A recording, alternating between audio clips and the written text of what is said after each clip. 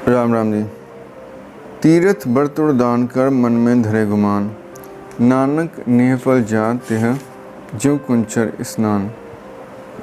गुरु तेग बहादुर जी कहते हैं कि तीर्थ व्रत और दान कर मन में धरे गुमान।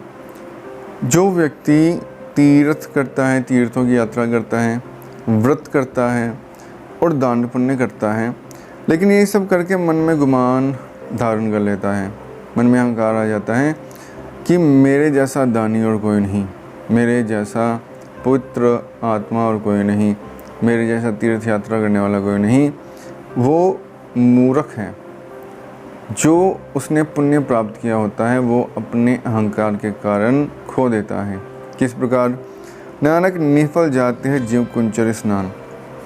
निष्फल हो जाते हैं जैसे जो हाथी होता है, वो नदी में 1 घंटे 2 घंटे स्नान करता रहता है, खेलता रहता है, स्नान करके शरीर बिल्कुल निर्मल कर लेता है। लेकिन जब वो नदी से बाहर आता है तो कभी कभी आपने देखा होगा कि हाथी मिट्टी में खेलने लगते हैं। तो जो शरीर निर्मल किया था उसने स्नान करके, वो मिट्टी से लबालब भर लेता है, तो स्नान का फल जो है समाप्त हो जाता है।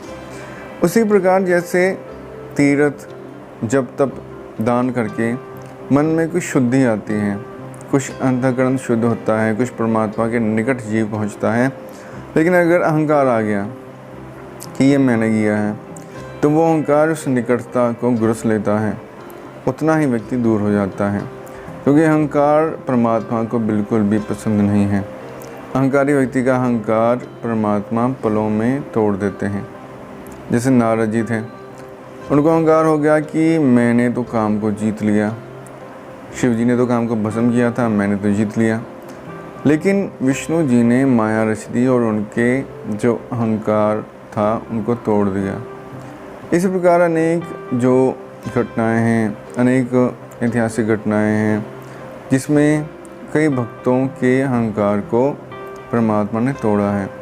परमात्मा कभी भी अहंकार को स्वीकार नहीं करते, इसलिए अच्छे काम ज़रूर करें, जितना सामर्थ्य हो उतनी की सहायता करें, लेकिन उसमें ये अहंकार ना लेकर आएँ कि ये मैंने किया, बल्कि ये कहें कि ये सेवा मेरे द्वारा ली गई। जैसे जब हम दरबार साहब जाते हैं तो इसमें रंजीत सिंह जी ने सोने की सेवा की, लेकिन उन्होंने जो दीवार है उस पर लिखाया कि ये मेरे धन्य भाग्य हैं कि मेरे द्वारा अकाल पुरख ने इस हरिमंदिर साहब की सेवा करवाई। तो उन्होंने अपने को निमित्त मात्र बनाया, उन्होंने ये नहीं लिखवाया कि ये मैंने किया है, महाराजा रणजीत सिंह ने ये सेवा की है, नहीं। उन्होंने कहा कि मैं तो निमित्त हूँ और मैं बहुत खुशकिस्मत हूँ कि मुझे अकाल पुरख ने निमित्त बनाया, इस योग्य समझा।